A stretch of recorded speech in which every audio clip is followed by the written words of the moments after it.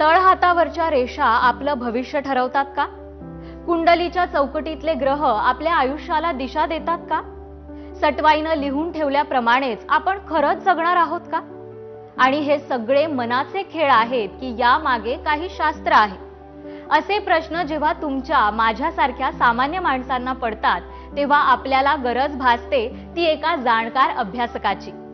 ज्योतिष विद्येतील असेच एक अभ्यासू व्यक्तिमत्व म्हणजेच ज्योतिषाचार्य आदिनाथ साळवी. विधिलिखित ज्योतिष कार्यालय या आपल्या संस्थेच्या माध्यमातून जनसामान्यांचं आयुष्य सुखकर करणारे आदिनाथ साळवी ठरले आहेत महाराष्ट्राचे अनमोल रत्न. जाणून घेऊयात त्यांच्या कार्याविषयी. माझा जन्म अहमदनगर येथे महाशिवरात्रीच्या दिवशी 1971 ला झाला. माझं बालपण वयाच्या 12 वर्षापर्यंत अहमदनगरमध्ये गेलं. 12 वयानंतर आम्ही पुण्यात आलो. माझं सर्व शालेय शिक्षण, कॉलेजचं शिक्षण हे पुण्यामध्येच झालं. पुणे विद्यापीठातून मी पदव्युत्तर पदवीपर्यंत शिक्षण घेतलं आणि त्यानंतर ज्योतिषशास्त्रावरची अनेक पुस्तके वाचत मी जे ज्ञान घेतलं त्याचा लोकांना जास्तीत जास्त उपयोग कसा करून देता येईल यासाठी मी 8 डिसेंबर 1994 ला मार्गशीर्ष महिन्यामध्ये चंपाषष्ठीच्या शुभमुहूर्तावर पुण्यामध्ये विधिलिखित ज्योतिष कार्यालयाची सुरुवात केली. तुमचा भावी जोडीदार कोण असेल विस्तृत माहिती लोकांना देऊन त्यांना जोडीदाराचा शोध घेण्यामध्ये मदत करण्याचं कार्य गेली 30 वर्ष करतो. अनेक राजकीय व्यक्ती निवडणुकीमध्ये त्यांना विजय प्राप्त करण्यासाठी काय केलं पाहिजे, काय केल्याने निवडणुकीमध्ये विजय प्राप्त होईल या संबंधी मार्गदर्शन घेण्यासाठी माझ्याकडे येतात. करिअर संबंधित भविष्यामध्ये नोकरी करावा का व्यवसाय करावा, शिक्षण कोणत्या क्षेत्रात घ्यावं या संबंधित मार्गदर्शनासाठी तरुण माझ्याकडे मोठ्या संख्येने येतात.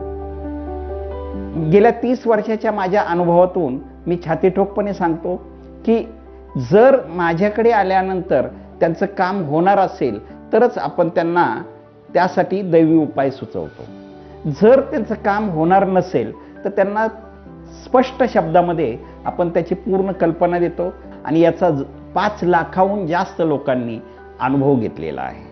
सरांचं माझं जवळजवळ 92-93 पासून जी मैत्री आहे ती सतत मैत्री आहे. आदिनाथ सरांचा अभ्यास खूप सखोल आहे, त्यांचं संशोधनात्मक कार्य आहे आणि त्याचा जनता जनार्दनांना खूप चांगला फायदा झालेला मला माहिती आहे.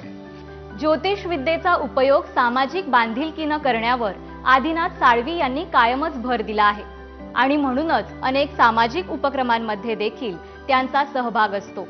आपल्या अभ्यासाचा फायदा अधिकाधिक लोकांपर्यंत पोहोचावा आणि त्यांचं आयुष्य सुखकर व्हावं यासाठी ते कायम प्रयत्नशील असतात. ज्योतिर्विदांनी केलेल्या संशोधनाचा नवीन ज्योतिष अभ्यासकांना लाभ व्हावा यासाठी 3 अखिल भारतीय ज्योतिष संमेलने अतिभव्य स्वरूपात पुण्यामध्ये आयोजित केली होती.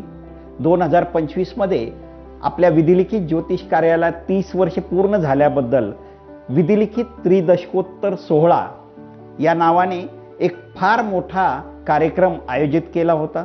या कार्यक्रमाला भारतभरावरून 700 पेक्षा जास्त नामवंत ज्योतिर्विद उपस्थित होते. 30 विधिलिखित ज्योतिष महर्षी पुरस्कार या कार्यक्रमात देण्यात आले. मी साळवी सरांना 1990 पासून ओळखतो आणि त्यांची माझी खूप जुनी मैत्री आहे. त्यांनी मला यावर्षी आताच्या ज्योतिष संमेलनात ज्योतिष महर्षी हा पुरस्कार दिला. माझा पिंड मुळातच शिक्षकाचा आहे, त्यामुळे नवीन ज्योतिष शिकणाऱ्यांसाठी मी सुमारे 5 ते 6 ज्योतिषशास्त्रावरची पुस्तके लिहिलेली आहेत. आपण ज्योतिषशास्त्रामध्ये आल्यानंतर अनेक मोठी प्रेडिक्शन केलेली आहेत. सामान्य माणसांचं भविष्य तर आपण सांगतोच, मात्र राजकीय दृष्टीने 2004च्या लोकसभा निवडणुकीच्या 6 महिने अगोदर 12 जानेवारी 2004 ला जाहीर केलं होतं काँग्रेसचं सरकार येणार आणि पुढचे पंतप्रधान डॉक्टर मनमोहन सिंग होतील. आणि हे प्रेडिक्शन आपण सोनियाजी गांधींना फॅक्स करून त्यावेळेला कळवलेलं होतं आणि ते भविष्य माझं खरं झालं. त्यानंतर खऱ्या अर्थाने मी लाईमलाईटमध्ये आलो. आपल्या भाग्यात काय लिहिलेलं आहे ते जाणून घ्यावं आणि त्याप्रमाणे आपलं कर्म असावं असा महत्त्वाचा विचार साळवी सातत्यानं मांडत असतात.